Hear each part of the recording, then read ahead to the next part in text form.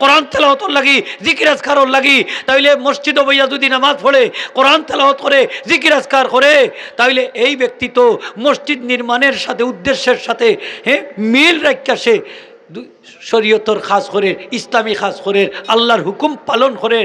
এই ব্যক্তিরে তুমি কিভাবে পরামর্শ দাও যে হে মসজিদও দল না হইয়া, হে মসজিদ ইবাদত বন্দেগী না করিয়া বেশ্যাখানায় গিয়া প্রতিটা মহিলার সাথে জিনাবে বিচার করতো, এই ধরনের স্পর্ধা তোমরা মুসলমান হইয়া কিভাবে দেখাও? আমরা তো মনে করি এই আকরামুজ্জামানের ইমান বলতে কিছু রইছে না, এ ইমানদার রইছে না, এ কাফির হয়ে গেছে, এই ধরনের ফতোয়া দেওয়ায়, ঠিক কিনা না? মসজিদে বেশ্যাখানার সাথে তুলনা দেওয়া তার ইমান থাকতে পারে না, কি দেখুন আপনারা? এর ইমান নষ্ট হয়ে গেছে। অচিরেই বাংলাদেশ সরকারের উচিত এরে পাকড়াও করিয়া বালা করিয়া শাস্তি দেওয়ার দরকার, কি দেখুন আপনারা? হ্যাঁ, এই ধরনের বিধর্মী হলেও এইটা কথা আজকে মুখ দিয়া বাহির করা পর্যন্ত সাহস করছে না, এটা কাফিরে পর্যন্ত করছে না, এটা ইহুদির বাচ্চা করছে না, এটা খ্রিস্টানের বাচ্চা করছে না, কিন্তু মুসলমান নামদারি মুনাফিকর বাচ্চার মুখ থেকে এই ধরনের কথা বাহির হয়েছে, ঠিক কিনা না? মুনাফিক ইহুদি হকলর দালাল। তো আলে হাদিসের কিছু মশলা হল আছে, এটা বেখাফা, এটা আমরা মানতাম পারি না, মারি না। এটা দেখুন জানো অনেক কত অকল হয় অতিরঞ্জিত, ইদানিং কইছে এগুলো তার নাম বললে আকরামুজ্জামান, শায়েখ আকরামুজ্জামান। কিতা কইছে কইছে সবে বেড়া তোর রাত মসজিদও খাটা বীর ঘোরার থাকি বেশ্যাখানায় সময় খাটানো বালা, মসজিদও একে যাইও না, বেশ্যাখানার যাইও, বেশ্যাখানার গেলে কি বলে বালা, কই জিনা করা সবরা তোর রাত মসজিদও দলইয়া ই বেদাত করার থাকি জিনা করে একে বালা, এর জিনা করিলে জিনা করলে একে আল্লাহ মাফ করবা, সবে ওরার রাত মসজিদও দলইলে আল্লাহ মাফ করতে না।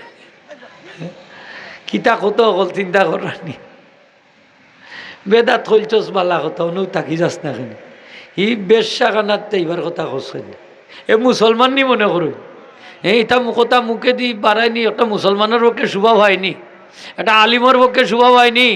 হ্যাঁ, শুভা হয় তাদের পক্ষে যারা ইহুদি খ্রিস্টানোর দালাল, ঠিক কিনা না?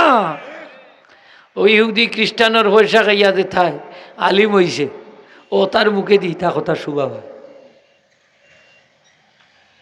ইটা কথা হওয়ার কি দরকার আছে, ঠিক না মুরব্বী? আপনি একটা জিনিস বালা হয় না, হোক আমি এই কারণে এটা বালা হয় না, আমরা তো হই যে এটা ঠিক না, এটা হতা হতা হতা হতা হতা হই না নি হোক, যে এর লাগি একবারে ওটা ওলা নি অবস্থা মতো। অথচ সবে বরাত যেটা আমরা পালন করি এটা হাদিস দ্বারা প্রমাণিত, সুবহানাল্লাহ হোকা,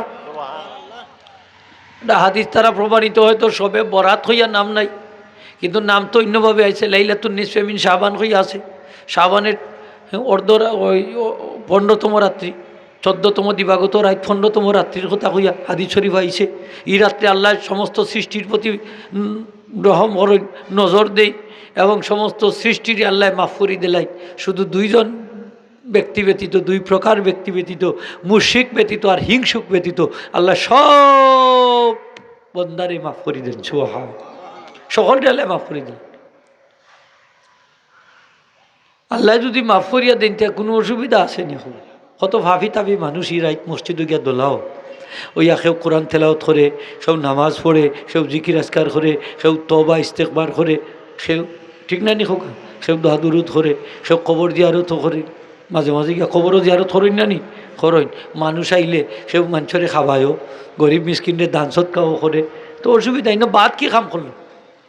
মসজিদ হইল দুনিয়ার মধ্যে সবচেয়ে উত্তম জায়গা। এই মসজিদে গিয়া যদি আল্লাহর দরবারও খান্নাকাটি করে, রাহাদানি করে, দোয়া দুরুদ করে, নামাজ পড়ে, তসবিহ তাহলিল করে, তাইলে এই ব্যক্তিরে বাদ হওয়ার মতো খেয়ে আসে। এই কাজটা তো বালা কাজ করে, দুনিয়ার মধ্যে শ্রেষ্ঠ জায়গার মধ্যে গিয়ে আশ্রয় নিছে। সে আল্লাহর নৈকট্যবর্তী হইতো স্যার, নিকটবর্তী হইতো স্যার। আল্লাহ তো কইন তুই তবা করিলে আমি তোর সারা জীবনের গুনাহ মাফ করে দিলাম, সুবহানাল্লাহ। আত্তাইবু আনিদ দাম্বে কামাল্লা দাম্বালা, যে ব্যক্তি তবা করবো গুনার থাকি তার যেমন এইরকম নিষ্পাপ হইব যেন তার কোনো গুনাহ নাই। তবা করলে আল্লাহ খুশি হইন না বেদার হইন, হোকা জুড়ে হোকা খুশি হইন না বেদার হইন। আমার নবীজি ফরমাইছেন ইন্নাল আবদা ইদা আযনাবা কানাত নুকতাতুন সাউদাউ ফি কলবিহি, মানুষে যখন গুনাহ করে তখন তার কলবের মাঝে একটা দাগ পড়ে, খালা একটা দাগ পড়ে। ফাইন জাদাত জাদাত হাত্তা তালুয়া কালবা, গুনাহ যদি খালি বাড়ায় তাইলে দাগও বাড়তে থাকে, সারা কলব দাগে ভরি যায়। ফাইন তাব অবস্থাক পারা সকল কালবুহু, আমার নবীজি ফরমান যদি তওবা করিলায় ইস্তেগফার করে সব দাগ মিটি যায়। হোগা সুবহানাল্লাহ। তাহলে শবে বরাতর রাত যদি মসজিদে ঢুকিয়া তওবা ইস্তেগফার করতে থাকে, গুনাহ কলবর দাগ মিটবনি না মিটতো না? একটু জোরে কই দিবা, মিটবনি না মিটতো না? হে আহলে হাদিস, ই হাদিসের কি জবাব দিবাই? যে যদি মসজিদে আল্লাহর বান্দা তওবা ইস্তেগফার করে, মসজিদে বইয়া যদি কোরআন তেলাওয়াত করে, মসজিদ তো হইল কোরআন তেলাওয়াতের জায়গা, জিকির আজকারের জায়গা। আমার নবীজি ফরমাইছেন ওয়া ইন্নামা বুনিয়ালিস সালাতি ওয়াজ যিকরি ওয়া তিলাওয়াতিল কোরআন, মসজিদ নির্মাণ করা হয়েছে নামাজ পড়ার লাগি, কোরআন তেলাওয়াতের লাগি, জিকির আজকারের লাগি। তাইলে মসজিদে বইয়া যদি নামাজ পড়ে, কোরআন তেলাওয়াত করে, জিকির আজকার করে, তাইলে এই ব্যক্তি তো মসজিদ নির্মাণের সাথে উদ্দেশ্যের সাথে মিল রাখা, সে শরীয়তর খাস করে, ইসলামী খাস করে, আল্লাহর হুকুম পালন করে। এই ব্যক্তির তুমি কিভাবে পরামর্শ দাও যে হে মসজিদও দল না হইয়া, হে মসজিদ ইবাদত বন্দেগী না করিয়া বেশ্যাখানায় গিয়া প্রতিটা মহিলার সাথে জিনাবে বিচার করতো? এই ধরনের স্পর্ধা তোমরা মুসলমান হইয়া কিভাবে দেখাও? আমরা তো মনে করি এই আকরামুজ্জামানের ইমান বলতে কিছু রইছে না, এ ইমানদার রইছে না, এ কাফির হয়ে গেছে, এই ধরনের ফতোয়া দেওয়ায়। ঠিক কিনা না? মসজিদে বেশ্যাখানার সাথে তুলনা দেওয়া তার ইমান থাকতে পারে না। কি দেখুন আপনারা, এর ইমান নষ্ট হয়ে গেছে। অচিরেই বাংলাদেশ সরকারের উচিত এরে পাকড়াও করিয়া বালা করিয়া শাস্তি দেওয়ার দরকার। কি দেখুন আপনারা, হ্যাঁ, এই ধরনের বিধর্মী হলেও এইটা কথা আজকে মুখ দিয়া বাহির করা পর্যন্ত সাহস করছে না। এটা কাফিরে পর্যন্ত করছে না, এটা ইহুদির বাচ্চা করছে না, এটা খ্রিস্টানের বাচ্চা করছে না, কিন্তু মুসলমান নামদারি মুনাফিকর বাচ্চার মুখ থেকে এই ধরনের কথা বাহির হয়েছে। ঠিক কিনা না? মুনাফিক ইহুদি হকলর দালাল,